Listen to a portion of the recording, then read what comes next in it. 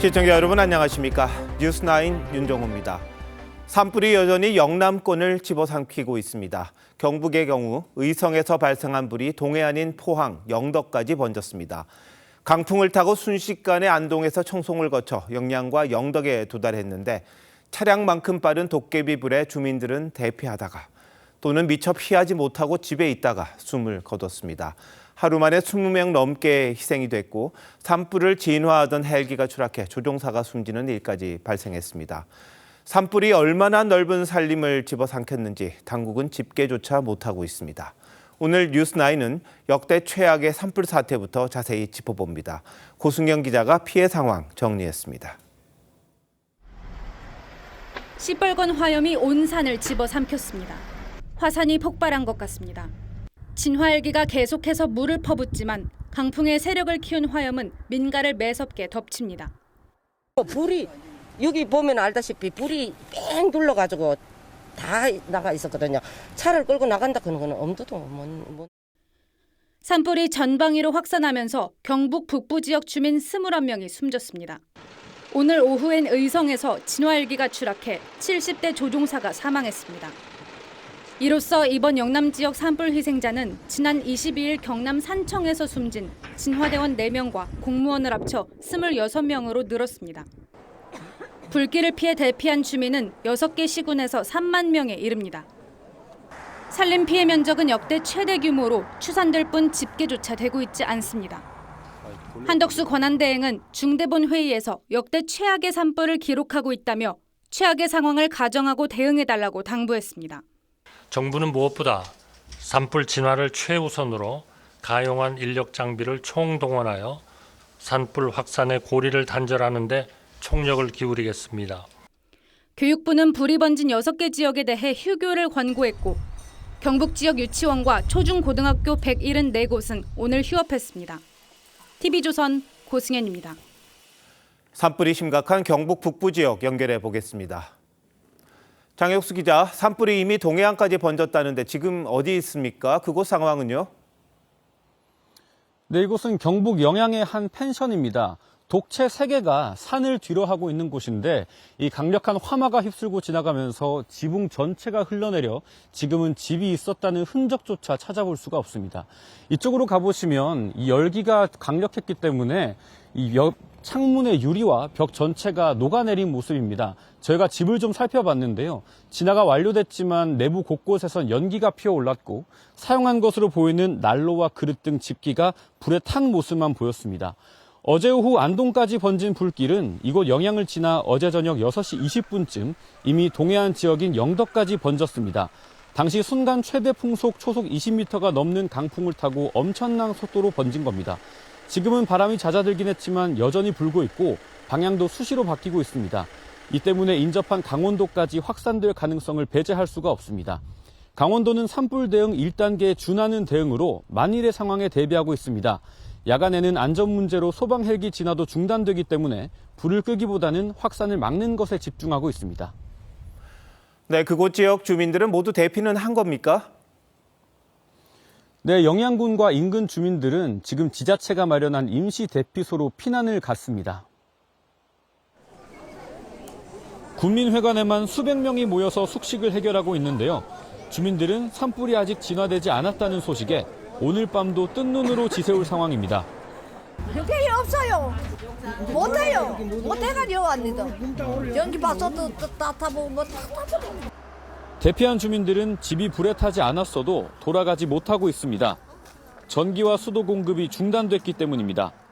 주민들의 일상 복귀까지는 상당한 시간이 걸릴 전망입니다. 영양 산불 현장에서 TV조선 장혁수입니다.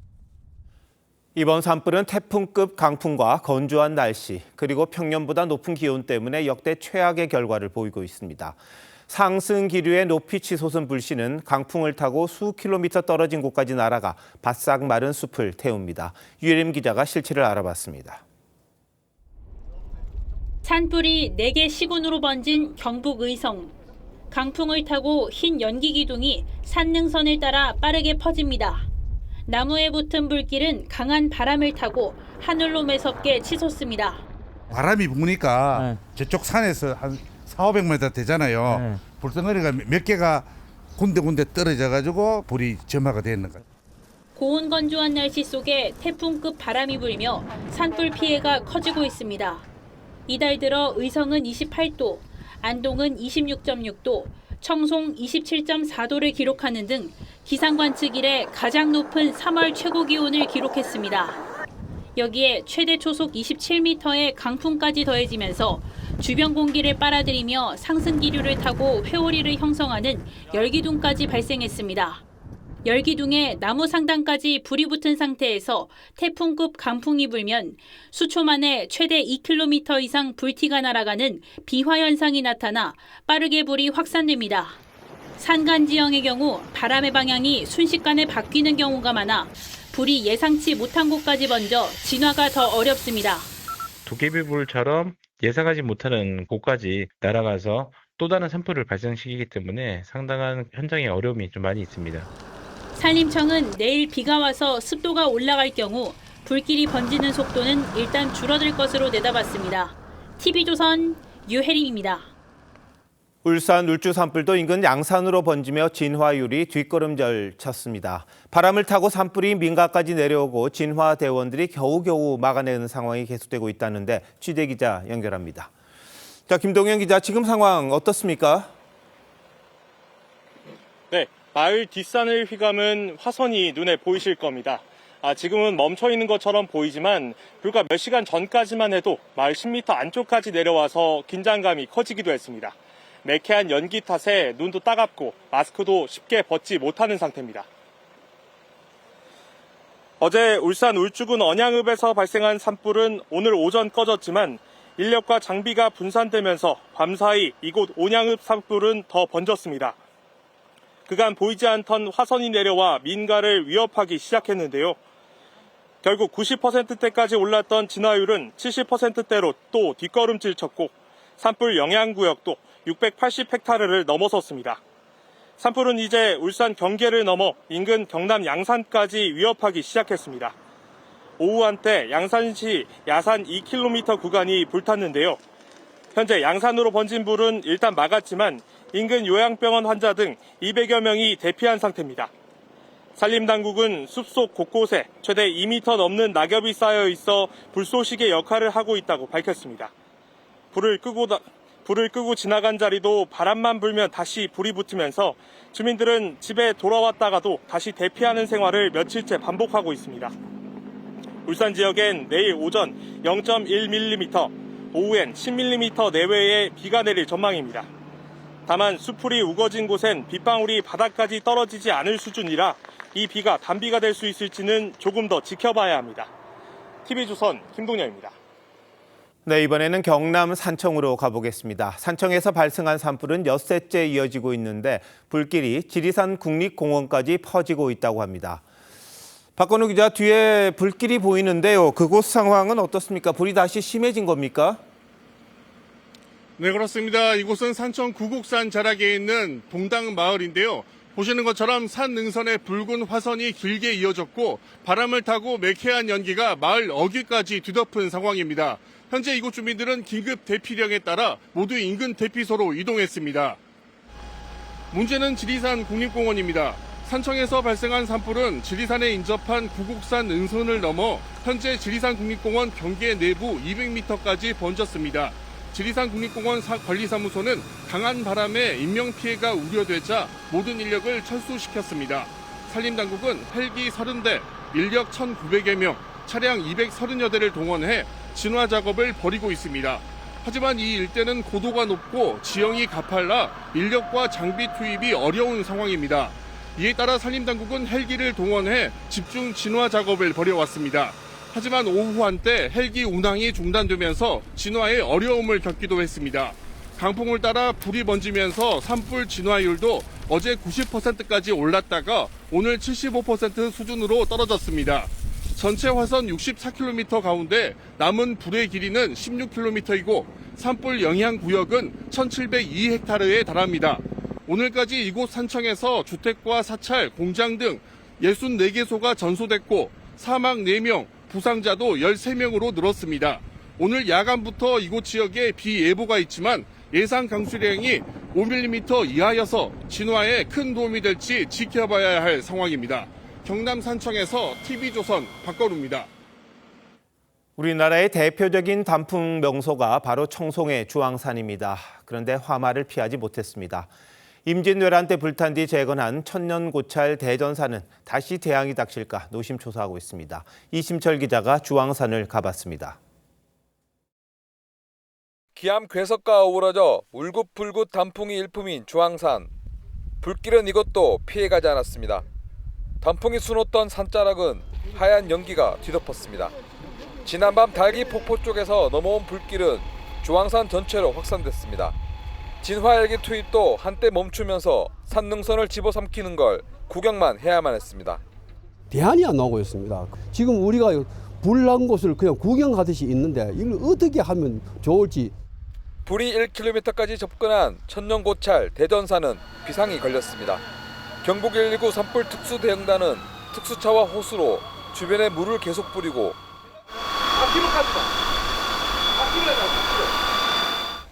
국립공원관리공단 직원들도 방어선을 만들었습니다. 화염을 키울까 꽃망울을 방금 터뜨린 개나리는 모두 베어냈습니다. 주황산을 덮친 산불은 이렇게 대전산 쪽을 향하고 있습니다. 때문에 절에있던 불상들은 이렇게 트럭을 타고 대피를 준비하고 있습니다. 보물 제1570호 보강전은 방염포를 두르기 위한 작업이 한창입니다. 그래서 밤새 죽을 걸 각오로 지키려고 여기서 날밤새서 화탕지옥 같이 보였습니다. 그러나 이거 뭐 어떻게 하겠습니까? 어쨌든 최선을 다해서. 화마가 핥히고 간 상처로 주황산이 단풍 절경을 회복하는 데는 최소 30년의 시간이 필요합니다. TV조선 이심철입니다. 지옥과도 같은 산불과의 사투가 이어지면서 진화 현장에 투입된 헬기가 추락해 70대 조종사가 숨졌습니다. 헬기는 30년 된 노후 기종이었고 추락 당시 현장에는 연무가 심했다고 합니다. 김준석 기자가 사고 상황 알아봤습니다. 야산에 추락한 헬기가 형체를 알아보기 힘들 정도로 불에 탔습니다. 부서진 헬기 잔해에선 연기가 피어오릅니다. 오늘 오후 12시 50분쯤 의성에서 진화 작업을 하던 헬기가 추락했습니다. 저 앞에 한 250m 앞에서 떨어졌어요. 말 그대로 그냥 떨어진 속도도 엄청났습니다. 70대 조종사는 오전 9시 35분쯤 25분가량 진화 작업을 한 뒤 낮에 다시 투입됐다가 변을 당했습니다. 조종사는 40년 넘게 경력을 쌓은 베테랑 기장이었습니다. 진화 작업 중이던 헬기는 도로변 낮은 산자락에 추락했는데 주변이 시커먼 잿더미로 변했습니다. 추락 지점에서 100여 미터 떨어진 곳에는 민가가 있어 하마터면 큰 인명피해로 이어질 수도 있었습니다. 조종사가 공중의 장애물을 보지 못했을 가능성이 제기됩니다. 최초 신고자가 전신주에 부딪히면서 추락하는 것 같다 그런 내용으로 되어 있어요. 조사가 경찰하고 같이 하고 있는 걸로 알고 있고. 사고가 난 헬기는 중형급 헬기로 평소에도 조종사 1명만 운행했습니다. 강원도가 민간 업체에서 만든 헬기를 빌려 운영한 건데 지난 1995년 생산돼 30년이나 운영된 노후 기종이었습니다. 경남 산청 산불을 시작으로 엿새째 진화 작업이 이어진 만큼 조종사들의 피로도가 누적됐을 거란 얘기도 나옵니다. 산불 진화에 투입되는 헬기들은 일정 정도 이제 시간이 지나면 조종사는 휴식을 해야 되고요. 기체는 또 정비에 들어가야 됩니다. 임무가 많다 보면 그런 것들을 좀 프리패스를 할 수가 있거든요. 사고 직후 산림청은 영남 지역 모든 헬기 운항을 일시적으로 중단했다 2시간 30분 만에 재개했습니다. TV조선 김준석입니다. 하루 만에 4개의 시군을 집어삼킨 이번 산불은 피해 면적을 집계하는 것도 쉽지 않을 정도로 아직도 진행형입니다. 안동 지역만 여의도의 105배 면적이 불에 탔다고 합니다. 곽승한 기자가 자세히 설명합니다. 경북 의성, 경남 산청, 울산 울주의 산불은 오늘도 잡히지 않았습니다. 최장 엿새째입니다. 주부를 잡는가 싶다가도 건조한 남서풍이 강하게 휘몰아치면 불길이 다시 커지는 상황이 반복되고 있습니다. 피해가 가장 심각한 곳은 경북 의성입니다. 산림청이 제공하는 이 실시간 산불 지도를 보면 어제 저녁 이후로 진화에 진척이 없습니다. 산림당국은 피해 면적이 어느 정도까지 늘었는지 집계하기도 어렵다고 밝혔습니다. 피해 면적을 추산할 새도 없이 산불이 계속해서 빠르게 확산하고 있기 때문입니다. 의성군에서 시작된 불이 안동과 청송을 덮치고 영양과 영덕까지 번지고 있는 것을 볼 수 있습니다. 안동만 해도 현재까지 여의도의 105배에 달하는 3만여 헥타르가 불에 탔습니다. 의성과 안동 지역의 이재민만 2만 명이 넘습니다. 강한 바람 탓에 경남 산청 산불은 진화율이 오르락 내리락을 반복하고 있습니다. 어제 90%까지 올랐던 진화율은 77%로 떨어졌고 불길은 현재 지리산 코앞까지 번진 상황입니다. 이곳저곳으로 옮겨다니는 도깨비 불은 건조한 날씨도 원인입니다. 주황색이 건조특보가 내려진 곳인데 강원과 영남 지역을 중심으로 동쪽 지역의 색이 더 진한 것을 볼 수 있습니다. 건조한 날씨가 불을 키우고 그 불이 대기를 다시 건조하게 만드는 악순환이 반복되는 겁니다.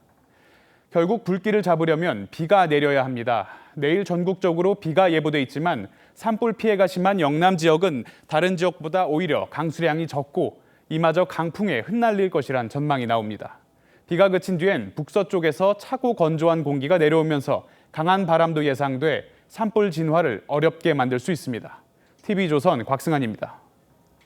산불 소식 이어가겠습니다. 산불이 번진 경북 영양에선 마을 이장 일가족이 숨지는 안타까운 일이 발생했습니다.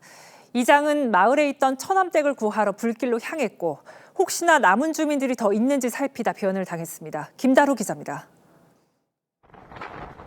시뻘건 불덩이가 산을 집어삼켰습니다. 서둘러 차에 올라타지만 사방에 불씨가 날립니다. 하나님.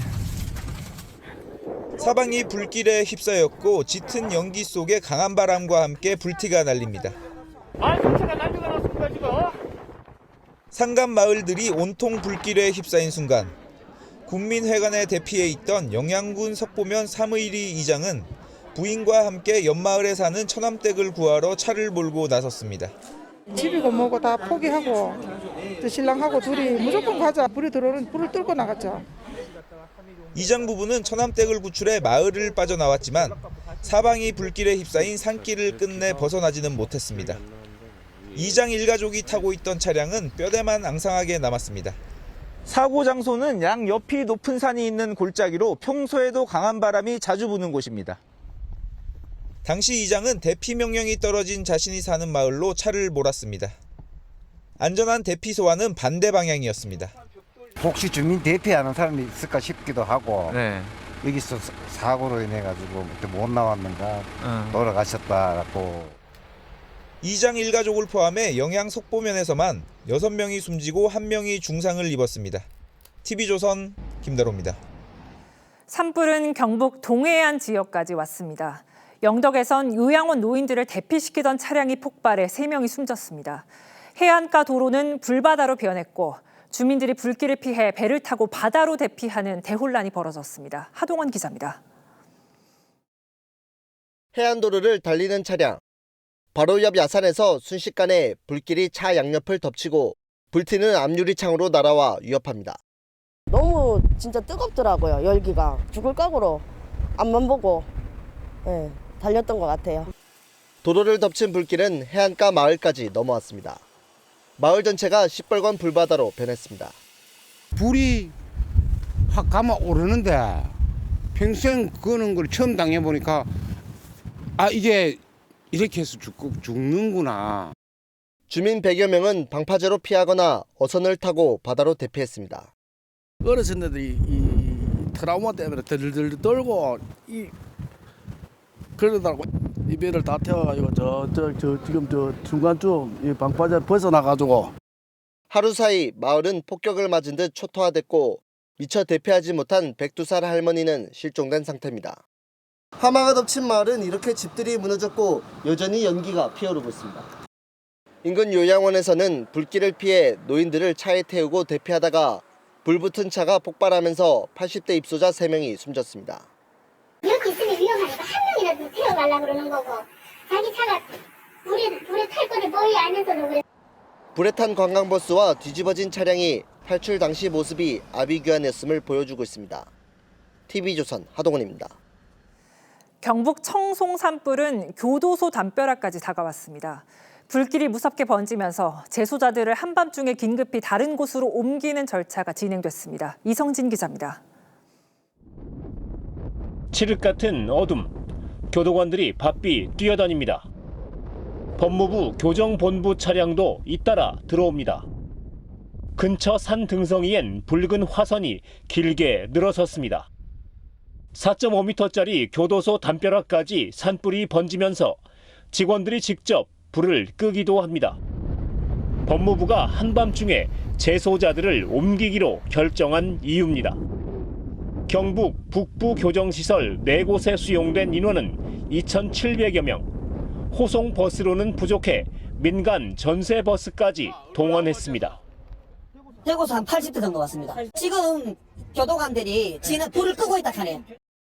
전례 없는 야간 이감 작전은 다행히 바람의 방향이 바뀌면서 경북 북부 2교도소 수용자 500여 명으로만 축소됐습니다. 나머지 교도소에선 일부 환자만 옮겨졌습니다. 북부 제2교도소는 국내 유일의 중경비 교정시설로 흉악범들이 수감돼 있습니다. 탈주 가능성 때문에 이들은 수갑 같은 보호 장비를 차고 대구지방교정청 아래 다른 시설로 옮겨졌습니다. 교도소 직원들이 혼신을 다해 불을 끄면서 인명피해는 없었습니다. TV조선 이성진입니다. 저희가 계속 전해드리고 있지만 산불이 가장 심각한 지역은 경북입니다. 이 지역의 문화유산 피해도 갈수록 커지고 있습니다. 천년고 차린 고운산은 잿더미로 변했고 세계문화유산인 하회마을도 희뿌연 연기에 휩싸였습니다. 마을을 지키기 위해 주민과 정부는 필사의 노력을 다하고 있습니다. 서영일 기자가 취재했습니다. 경북 의성군의 천년사찰 고운사. 보물 연수전과 가운루는 형체도 없이 사라졌고 바닥엔 뿌연 연기만 치솟습니다. 신도들이 올린 기와장은 깨져 곳곳에 흩어졌습니다. 어젯밤 불길이 사찰까지 번지면서 대웅전을 제외한 대부분 건물이 전소됐습니다. 간밤의 화만은 천년사찰을 휩쓸었고 신도들에게 예배 시작을 알리던 종만 덩그러니 남았습니다. 부처님만 모신 채 사찰을 떠나야 했던 스님은 지난밤 생각에 눈물이 앞을 가립니다. 갑자기 전체적으로 이제 불길이 휩싸이니까 아무 생각도 나지 않고 빨리 옮겨야 되겠다는 생각 하나로만. 소식을 접하고 찾은 신도들도 손쓸겨를도 없이 한줌 재로 변한 사찰에 허망하기만 합니다. 참 어처구니 없는 일이네. 어마어마한 문화재인데 이렇게 소실된 걸 보니까 참 말이 안 나옵니다. 산불이 직선거리로 5km까지 다가온 안동 하회마을은 희뿌연 연기 속에 갇혔습니다. 지난밤부터 200톤 가까운 물을 쏟아부으며 세계문화유산을 지키고자 안간힘을 쓰고 있지만 불길의 기세는 꺾이지 않고 있습니다. 나고 자란 고향을 뒤로 한 채 피난길에 오르는 주민들은 끝내 울음을 터뜨립니다. 심정이 말도 못해서 저는 하회마을은 안전할 줄 알았거든요. 근데 이렇게 좀처럼 잡히지 않는 산불에 오랜 시간 자리를 지켜온 우리의 문화유산도 사라질 위기를 맞았습니다. TV조선 서영일입니다. 경북 안동 산불은 골프장도 덮쳤습니다. 당시 골프장엔 200여 명이 있었는데 대피가 늦었다면 하마터면 대형 참사로 이어질 뻔했습니다. 불길이 번지는 위험한 상황에서 골프장 측이 무리하게 경기를 강행했다는 지적이 쏟아지고 있습니다. 이승훈 기자입니다. 경북의 한 골프장. 클럽하우스 뒤편으로 시뻘건 불길이 치솟습니다.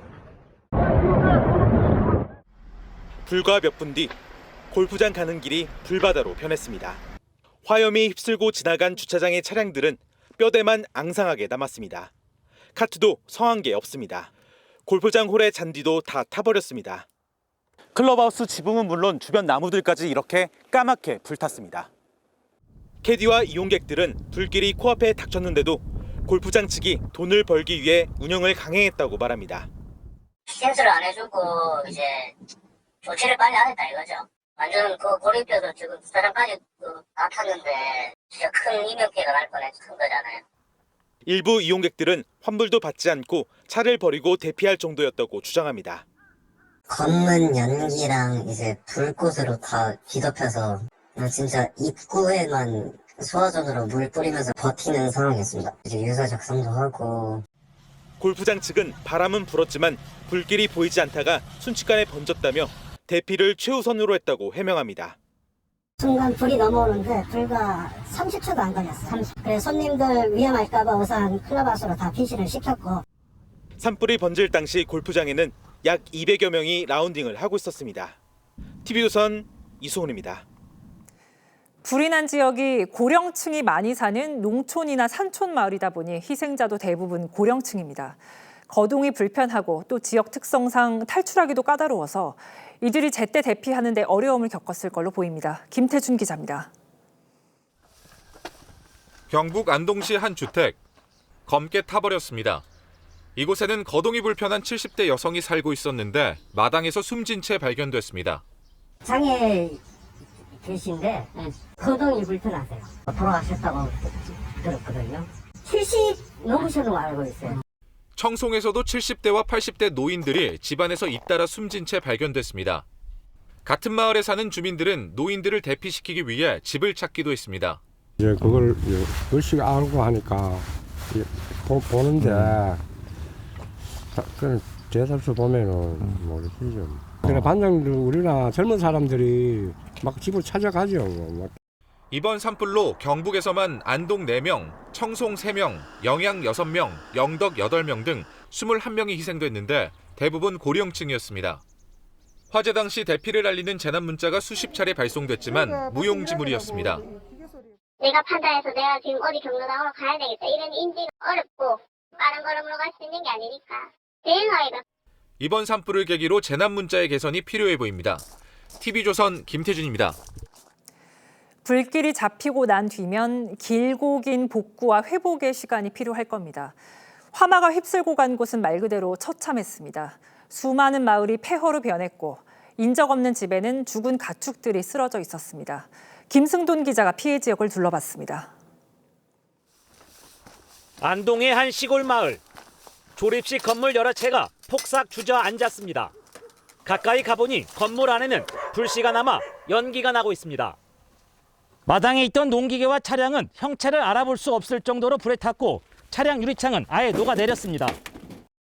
이곳에 살던 50대 여성은 불길을 피하지 못하고 결국 숨졌습니다.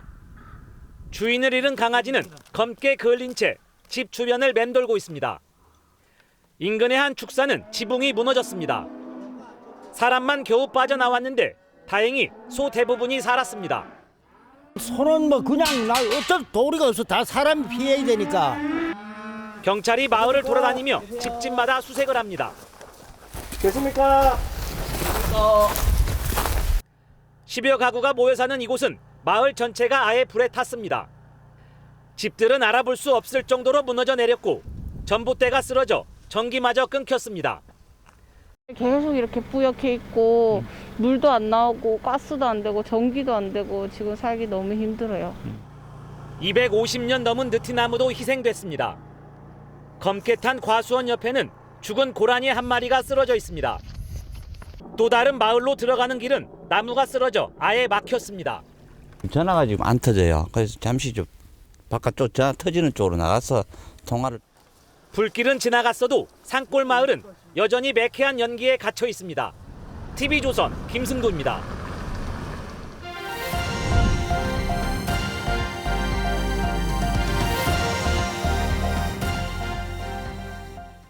지금부터는 이재명 민주당 대표의 선거법 2심 선고와 관련해 그 파장과 탄핵 심판에 미칠 영향, 전국 전망 등을 자세히 다루겠습니다. 2심 재판부는 징역형을 선고했던 1심과는 정반대로 모두 무죄를 선고했습니다. 특히 백현동 특혜개발 의혹과 관련한 국토부 협박 발언에 대해서 수십 명의 공무원들이 그런 일이 없었다고 일관되게 증언했지만 재판부는 과장이라고 판단했습니다. 검찰은 비상식적이라며 대법원에서 다투겠다고 합니다. 먼저 한지은 기자가 정리합니다. 먼저 고 김문기 처장을 몰랐다는 부분은 1심과 같이 2심 재판부도 무죄로 봤습니다. 안다, 모른다는 행위가 아닌 인식에 관한 것이어서 처벌할 수 없다는 이재명 대표 측 논리를 받아들였습니다. 하지만 나머지 두 발언은 1, 2심이 엇갈렸습니다. 호주 출장 때 골프 의류를 입고 찍은 사진이 공개되자 이 대표는 조작됐다고 주장했는데 마치 제가 골프를 친 것처럼 사진을 공개했던데 조작한 거죠?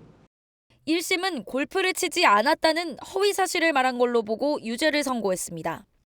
하지만 2심에선 사진 일부분을 확대한 걸 두고 조작된 것으로 볼 수 있다며 이 대표 발언이 골프 친 사실을 부인하는 취지는 아니었다고 봤습니다. 1심 재판부가 유죄로 판단했던 국토부 협박 발언은 성남시장 시절 백현동 용도 변경 특혜 의혹을 부인하는 과정에 나왔습니다. 이 발언에 대해 1심 재판부는 국토부와 성남시 공무원 20여 명이 협박은 없었다고 일관되게 증언했고 각종 공문을 통해 입증됐다며 유죄를 선고했습니다. 하지만 2심 재판부는 성남시가 다각도로 압박받았다며 과장된 표현이지만 허위로 볼 수 없다고 무죄 선고를 내렸습니다. 검찰은 경험과 상식에 부합하지 않는 판단으로 법리를 오해했다고 판단된다며 대법원의 상고에 위법을 시정하겠다고 밝혔습니다. TV조선 한지은입니다. 이재명 대표 무죄 선고를 놓고 법조계에선 허위 사실 공표죄를 사실상 없앤 거란 비판이 적잖게 나옵니다. 특히 이 대표는 대선 후보로서의 방송 인터뷰와 국정감사장에서 했던 발언들에 대해 책임을 지지 않게 된 건데 이런 식이면 앞으로 각종 선거에 출마하는 후보자들은 사실과 다른 말을 해서 유권자들을 속여도 처벌하기가 쉽지 않을 거란 지적이 나옵니다. 윤재민 기자의 보도입니다. 항소심 재판부는 이재명 대표가 주장한 국토부 협박이 허위 사실이 아니라고 봤습니다. 만약에 안 해주면 직무유기 이런 걸 문제 삼겠다고 협박을 해서 진실과 약간 차이가 나거나 다소 과장된 표현이 있더라도 허위로 볼 수 없다는 겁니다. 법조계에선 선거운동을 하며 사실과 다른 발언을 해도 처벌하기 어렵게 되는 것 아니냐는 지적이 나왔습니다. 법조계 고위 관계자는 재판부가 이 대표의 허위사실 공표죄에 대한 위헌법률 심판 제청을 받아들이진 않았지만 이번 판결은 사실상 허위사실 공표죄를 사문화한 것이라고 비판했습니다. 이 대표는 지난 2020년 또 다른 선거법 사건에서 이른바 권순일 판결로 무죄를 받기도 했습니다. TV토론회에서의 즉흥 답변에 대해선 표현의 자유가 숨쉴 공간을 줘야 한다는 논리였습니다. 이를 넘어서 어떤 사실을 적극적이고 일방적으로 드러내어 알리려는 의도에서 한 공표 행위라고 볼 수는 없습니다. 이런 판결이 계속되면 당선을 노린 거짓말들에 유권자들이 피해를 볼 거란 지적이 나옵니다. 한 법조계 관계자는 유권자들의 선택을 보호한다는 허위사실 공표 처벌 취지에서 벗어날 수 있는 판결이라고 말했습니다. TV조선 윤재민입니다. 이재명 대표는 허위사실 공표 혐의에 대해 무죄를 선고받았습니다만 아내 김혜경 씨의 비서였던 배모 씨는 이 대표 당선을 위해 허위사실을 공표한 혐의로 징역형의 집행유예를 확정받은 적이 있습니다. 이 밖에도 중형이 선고된 사례가 상당한데 법조계에서는 선거법 재판의 경우 판사의 재량이 너무 큰 게 문제라는 말이 나옵니다. 안혜리 기자입니다. 이재명 대표의 경기지사 시절 아내 김혜경 씨의 수행비서 역할을 한 배모 씨는 지난 대선 당시 이 대표 가족을 위해 사적 용무를 처리한 사실이 없다는 입장문을 냈습니다. 검찰은 허위사실 공표 혐의 등으로 기소했고 배 씨는 징역 10월에 집행유예 2년이 확정됐습니다. 공무를 수행하게 되어 있는 공무원을 하인처럼 보는 분이 정치인이라 할 수 있겠습니까? 허경영 씨는 지난 대선 때 허위사실을 공표한 혐의로 대법원에서 징역 2년, 집행유예 3년을 확정받았습니다. 삼성 이병철 회장님을 만나서 그분의 아들로 지내게 되었습니다. 박경기 전 아산시장은 지난 2022년 경쟁 후보의 부동산 허위 매각 의혹을 제기해 허위사실 공표 혐의로 벌금 1,500만 원이 확정돼 시장직을 잃었습니다. 과거 사례와 달리 이 대표가 무죄를 선고받자 법조계에선 재판부 로또란 지적도 나옵니다. 처음에 이거는 무죄가 아닌가 그렇게 심증을 가지면 무죄로 가는 경우가 많고 또 유죄가 아닌가라는 심증을 가지면 유죄로 가는 경우가 많은데 그 범위가 상당히 좀 넓다. 또 다른 법조계 관계자는 판사의 재량권이 넓다 보니 권력자에 대한 처벌 수위가 낮아지는 경향이 있다고 했습니다. TV조선 안혜리입니다.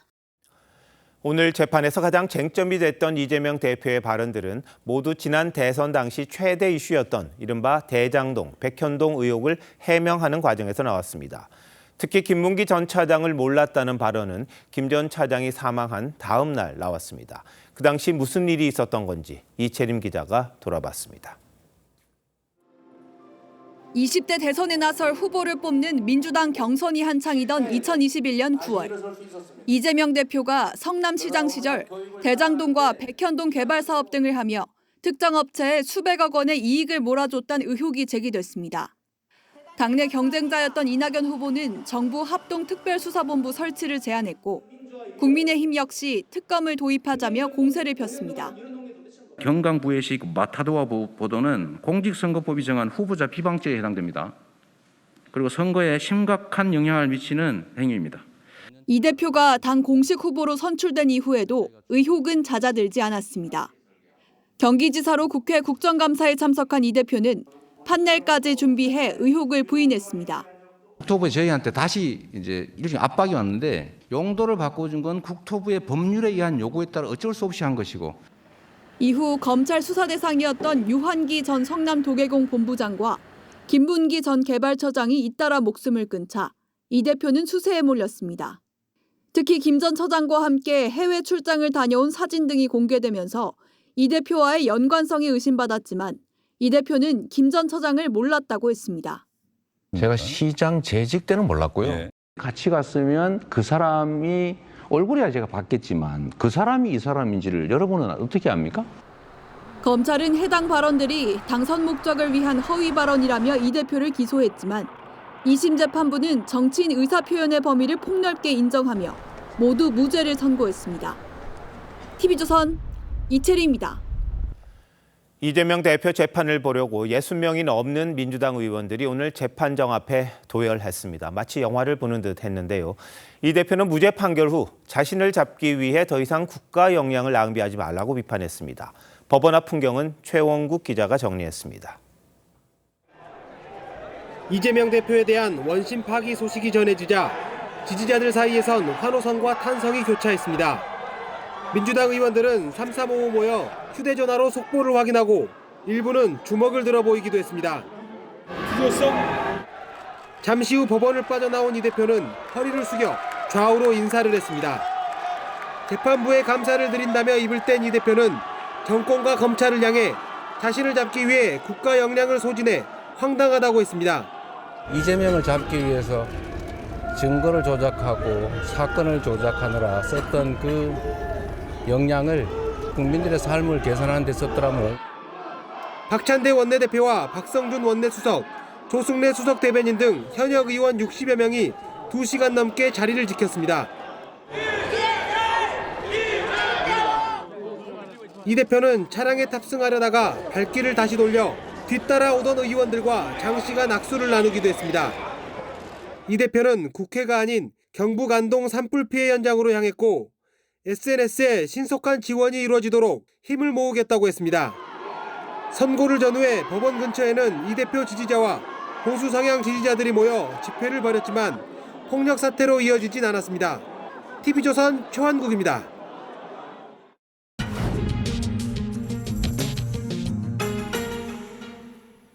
이재명 대표 항소심 선고 결과에 대해 뉴스더 코너에서 사회부 법조팀 정준영 기자와 함께 더 얘기 나눠보겠습니다.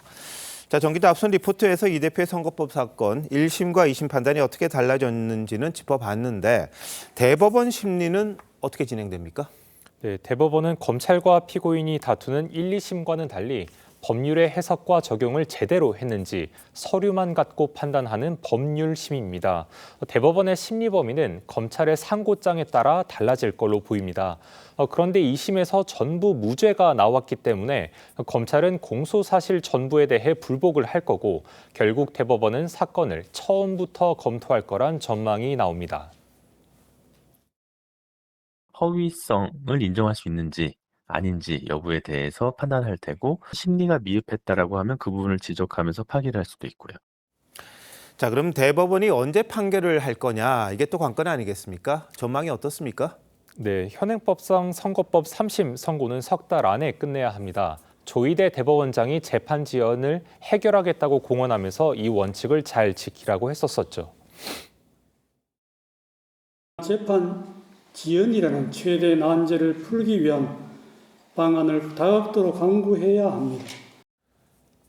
그러면 6월 26일인데 현실적으로는 이보다 늦을 거란 전망이 적지 않습니다. 만약 2심 결론이 1심 유지, 즉 항소 기각이었으면 빠른 심리도 가능했겠지만 전부 무죄로 뒤집히면서 심리 범위가 넓어졌기 때문입니다. 게다가 2심 때처럼 서류 송달에 시간이 걸릴 수도 있고 담당 연구관이나 주심을 정하는 등의 기본적으로 한 달 이상은 흘러갈 거란 관측이 나옵니다. 그리고 대법관 4명이 하는 소부가 아닌 전원 합의체가 심리를 한다고 하면 더 오래 걸릴 수도 있습니다. 네, 근데 이번에 이 대표 2심 선고가 윤 대통령 탄핵 심판에 영향을 줄 거다 이런 관측을 하긴 하던데 타당한 얘기입니까? 그런 소문이 퍼져 있는 건 사실입니다. 헌재가 다른 사건들보다 윤 대통령 탄핵 심판을 최우선 처리하겠다고 공언을 하고 윤 대통령의 반대 신문을 막고 초시계까지 동원해서 증언 시간을 제한한 게 이런 소문을 낳았는데 반대로 이 대표가 2심에서 무죄를 받았으니 헌재가 윤 대통령 탄핵을 기각하거나 각하할 가능성이 높아질 거란 기대감도 윤 대통령 지지자들 사이에서 나옵니다. 법조계에선 억측이라고 보고들이 있습니다만 실제로 헌재 안팎에선 헌법재판관들이 탄핵 심판 선고 후폭풍 때문에 이 대표 재판에 어찌됐든 간 신경을 썼을 거다 이런 얘기가 있기는 했습니다. 자, 근데 아직까지 윤 대통령 탄핵 선고 나오지 않습니다. 도대체 언제 나올까요? 네, 오늘도 전망은 무성했습니다. 하지만 선고일 통지는 없었습니다.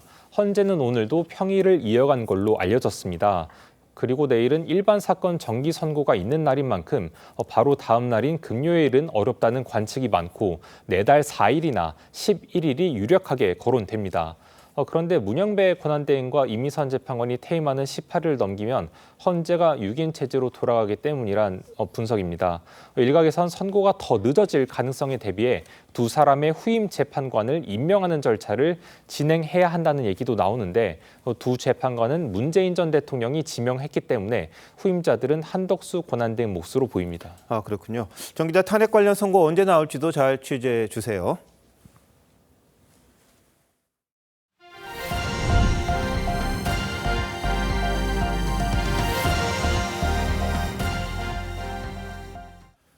이재명 대표의 유죄를 확신했던 국민의힘은 무죄 판결에 당혹감을 감추지 못했습니다. 항소심 판결 논리를 반박하는 목소리들이 이어졌는데 허위 사실 공표로 정치 생명을 잃은 수많은 정치인들은 뭐가 되냐는 반발도 나왔습니다.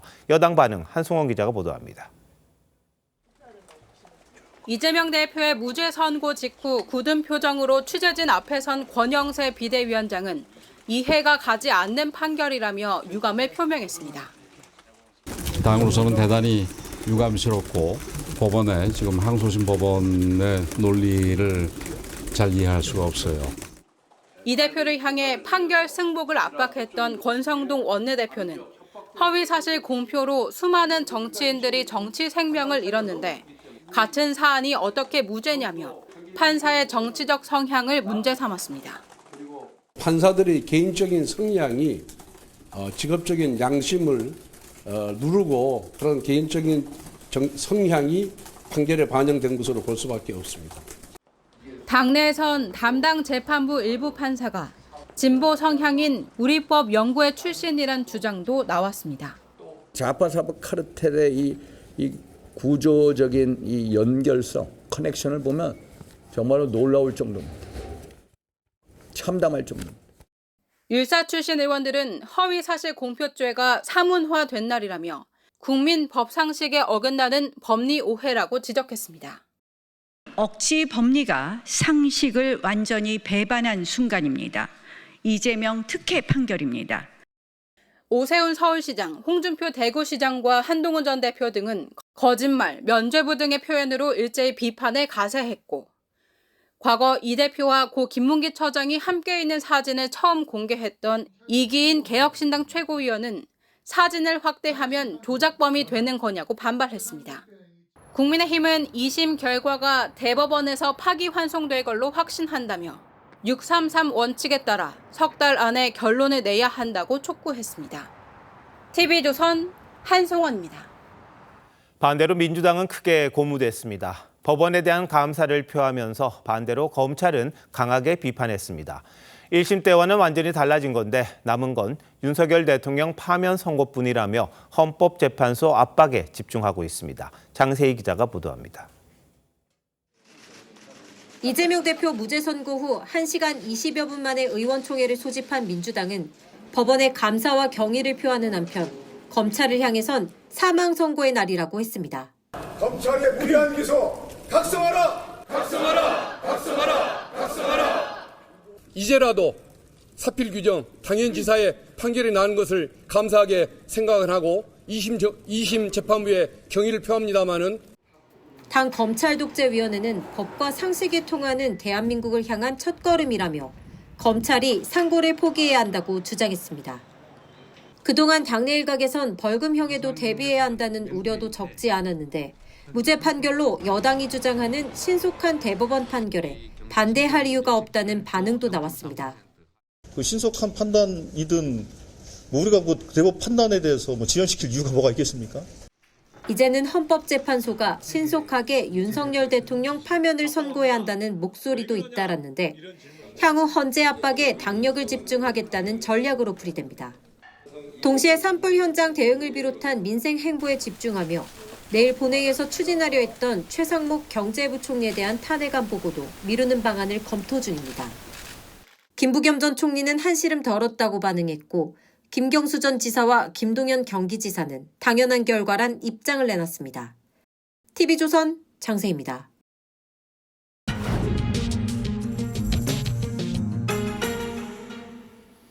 오늘 2심 재판은 야권의 유력 주자 이재명 대표에겐 물론이고 400억 원대의 선거 보조금을 토해내야 했던 민주당으로서도 많은 것이 걸려있는 재판이었습니다.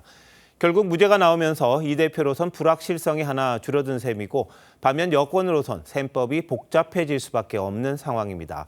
뉴스 더 코너에서 정치부 황정민 기자와 이번 판결이 전국에 미칠 영향을 더 짚어보도록 하겠습니다.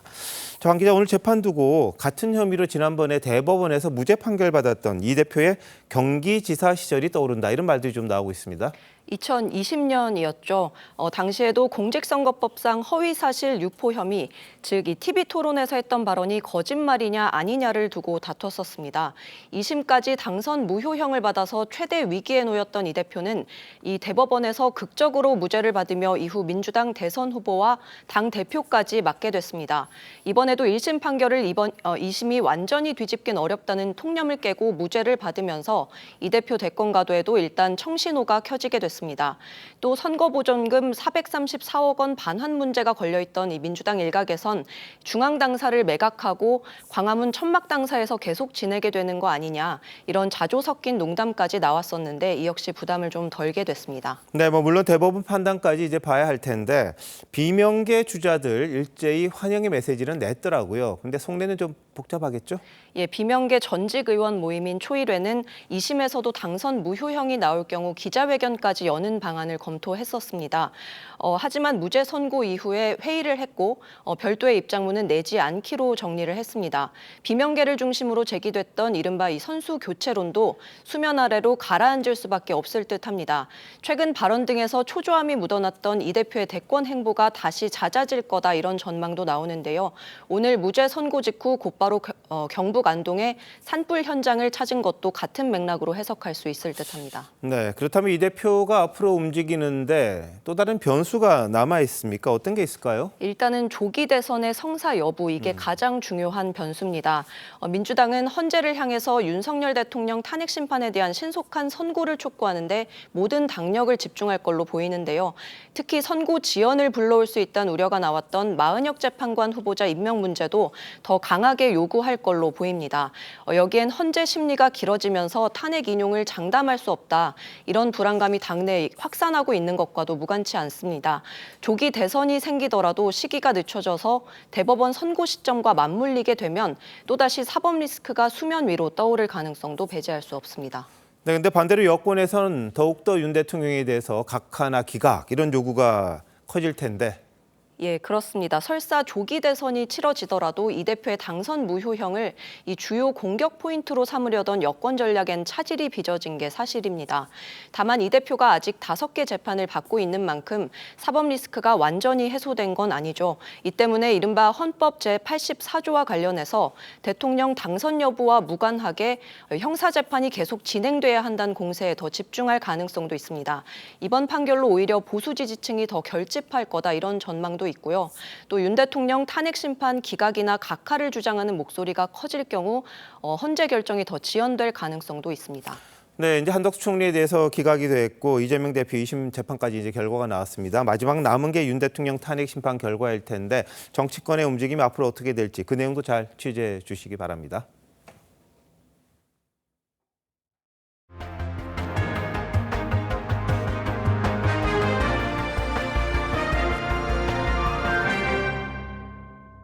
천안 한폭침 15주기를 맞아 서해를 수호하다 희생된 46명의 용사들을 기억하는 행사가 열렸습니다. 정치권도 한 목소리로 추모 메시지를 냈는데 야당 지도부는 참석하지 않았습니다. 차정승 기자입니다. 폭침으로 절단된 선체에 전선들이 어지럽게 늘어져 있습니다. 15년이 흘렀지만 동판에 새겨진 아들 민평기 상사의 얼굴을 어루만지는 윤청자 여사는 눈물을 멈추지 못합니다. 천안함 폭침 15주기를 맞아 평택 이함대에서 유가족과 참전 장병 등 200여 명이 참석한 가운데 추모식이 열렸습니다. 천안함 46용사를 단 한순간도 잊지 않았고 앞으로도 결코 잊지 않을 것이며 추모식장과 함께 천안함 용사 묘역이 있는 대전 현충원도 찾은 여당 지도부는 천안함 사건이 현재 진행형이란 점을 강조했습니다. 천안함 사건은 단순히 과거 한 시점에 있었던 사건이 아니라 현재 진행형이라고 생각을 합니다. 야당도 북한 도발에 맞선 용사들의 숭고한 정신을 기리며 일부 의원들이 추모식에 참석했지만 지도부 차원의 참배는 없었습니다. 재임 당시 천안함 폭침을 겪은 이명박 전 대통령도 용사들의 묘역을 찾았습니다. 썰이 때면 이제 언제 또 통일될지 모르죠. 통일될 때까지는 매년 오겠다 하는 약속을 했거든요. 해군은 용사들의 희생 정신을 기리며 동서남해 전해상에서 대규모 기동 훈련을 실시했습니다. 서해를 지키는 이함대 함정 6척은 북쪽을 향해 5인치 함포를 발사했고 4, 3, 2, 1, 발사! 적 잠수함 격침 훈련을 진행하며 대비태세를 점검했습니다. 적이 또다시 도발한다면 강력하게 응징하여 우리의 바다를 철통같이 지키겠습니다. 정부는 서해 수호의 날 10주년인 모레까지 서해 수호 55 영웅을 상징하는 대형 빛기둥으로 서울 광화문 하늘을 밝힐 계획입니다. TV조선 차정승입니다.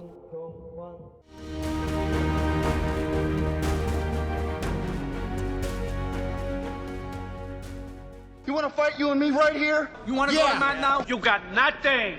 Nothing. 금주법 시대 법적 정의를 지키려는 비밀 경호국 요원 네스 그리고 마피아 두목 알 카포네의 대결을 그린 영화 언터처블입니다. 주변을 다 매수한 알 카포네를 네스가 잡기란 불가능합니다. 자신만만한 알 카포네는 네스를 비웃습니다. 모두가 정의를 찬양하지만 세상에서 정의만큼 결핍된 것도 없습니다. 이재명 민주당 대표가 선거법 2심에서 무죄를 선고받았습니다. 대장동 개발과 관련해 고 김문기 전 처장을 몰랐고 골프를 치지 않았다는 것, 백현동 부지 변경이 국토부 협박 때문이었다는 발언 내용 모두를 법원은 허위 사실은 아니라고 봤습니다. 1심 징역형이 2심에서 완전히 정반대가 된 겁니다. 이제 검찰도 자신들의 행위를 좀 되돌아보고 더 이상 이런 공력 낭비하지 않기를 바랍니다. 사필 규정 아니겠습니까? 이 대표는 검찰과 정권이 증거와 사건을 조작했다고 주장합니다. 김문기 전 처장을 몰랐다는 건 그렇다 치더라도 국토부가 협박했다고 주장한 건 어찌 봐야 할지요. 재판부는 과장은 있지만 허위로 볼 수 없다는데 관련 공무원들이 그런 적이 없다고 법정에서 증언한 걸 단순 의견 표명으로 보는 게 옳은지는 논란입니다. 이 대표 발언이 유권자 판단을 그르칠 부분이 아니라는 내용도 말이 나올 수밖에 없습니다. 백현동 특혜 의혹 때문에 이 대표로선 당시 선을 그을 필요가 있었던 상황이 전혀 고려되지 않았습니다. 이재명 대표는 지난번 선거 때도 TV토론에서 한 친형 강제 입원 관련 발언 때문에 지옥까지 갔다가 권순일 대법관이 주도하는 대법원에서 기사회생했던 적이 있습니다. 헌법상 표현의 자유를 강조하면서 숨 쉴 공간이 있어야 한다는 논리로 이 대표를 살렸습니다. 거짓말인지, 거짓말이라면 어느 정도인지, 그리고 얼마나 인식하고 했는지 일일이 따지기가 쉽지는 않을 겁니다. 하지만 명백한 거짓 논리를 과장 정도로 치부하고 의견 표명 정도로 본다면 문제는 달라집니다. 숨 쉬는 정도가 아니라 아예 숨을 수도 있기 때문입니다. 링컨 대통령이 했다는 명언 소개합니다. 모든 사람을 잠시 속일 수 있고 일부 사람을 계속 속일 수는 있지만 모든 사람을 계속 속일 수는 없다. 정치인, 특히 유력 대권 주자의 한마디는 무겁습니다. 국가의 운명도 좌우합니다. 1심과 2심이 극명하게 갈린 만큼 더 이상의 혼란을 막기 위해서라도 대법원이 빠른 시일 내에 최종 결론을 내는 게 맞습니다. 상식적이고 현명한 판단을 기다리는 사람들이 많기 때문입니다.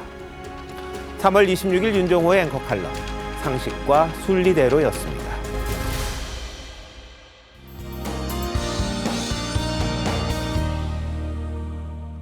건조특보가 발효 중인 동쪽 지역을 중심으로 대기가 바짝 메말라 있습니다. 여전히 전국의 산불 위기경보 심각 단계가 발령 중이고요. 내일도 대부분 지역에 순간 초속 15m 안팎의 매우 강한 바람이 불 것으로 예상됩니다. 추가 피해 없도록 산불 예방에 힘써주셔야겠습니다. 내일은 전국에 비가 내립니다. 다만 아직 산불이 완전히 잡히지 않은 영남 지역은 오전까지 소강 상태를 보일 때가 많겠고요. 강수량 자체도 5에서 10mm 정도로 많지 않겠습니다. 내일 오후에도 중부의 대기질 매우 나쁨 수준까지 치솟을 수 있겠습니다. 저녁부터는 차츰 농도가 낮아지겠고요. 내일 오전까지 서해안과 남해안에 짙은 안개가 끼겠습니다. 내일 아침 대부분 지역이 10도를 웃돌겠습니다. 오늘 낮 동안 서쪽 지역은 3월 1 최고 기온 급값을 경신한 곳들이 많았는데요. 내일은 비가 내리면서 오늘보다는 기온이 낮아지겠습니다. 비가 그치고 나면 날이 쌀쌀해지겠습니다. 날씨였습니다. 3월 26일 수요일 뉴스9 마칩니다. 시청해주신 여러분 고맙습니다.